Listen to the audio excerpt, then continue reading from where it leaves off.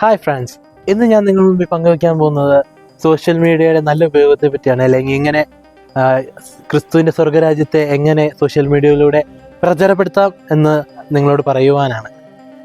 എനിക്ക് സോഷ്യൽ മീഡിയയെ കുറിച്ച് പറയുമ്പോൾ ഏറ്റവും ഇഷ്ടപ്പെട്ട ഒരു വ്യക്തിയാണ് കാർലോ അക്വിറ്റസ്.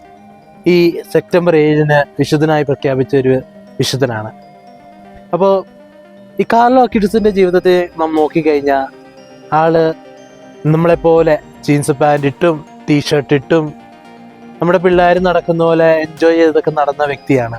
പക്ഷേ ആളുടെ ജീവിതത്തിലൊരു ചെറിയൊരു മാറ്റമുണ്ട്.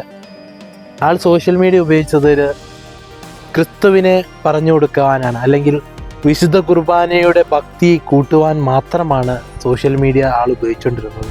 ക്രിസ്തുവിനെ പകർന്നു നൽകാൻ പറ്റുന്ന അവസരങ്ങളെല്ലാം നമുക്ക് ഉപയോഗിക്കാം. സോഷ്യൽ മീഡിയ വെറുതെ റീൽസ് കണ്ടുപോകാൻ മാത്രമല്ല, മറിച്ച് നമുക്ക് ക്രിസ്തുവിനെ എങ്ങനെ നമ്മുടെ രീതിയിൽ പകർന്നു കൊടുക്കാം എന്നതും വളരെ ഇമ്പോർട്ടൻ്റ് ആണ്. നമുക്കും ഈ വിശുദ്ധനെ പോലെ സോഷ്യൽ മീഡിയയിലൂടെ ക്രിസ്തുവിൻ്റെ ജീവചരിത്രമോ ക്രിസ്തുവിൻ്റെ വിശുദ്ധ കുർബാനയുടെ ഭക്തിയോ എന്തും പകർന്നു കൊടുക്കുവാൻ, നിങ്ങളുടേതായ ഐഡിയയിൽ പകർന്നു കൊടുക്കുവാൻ നമുക്ക് ഓരോരുത്തർക്കും സാധിക്കട്ടെ.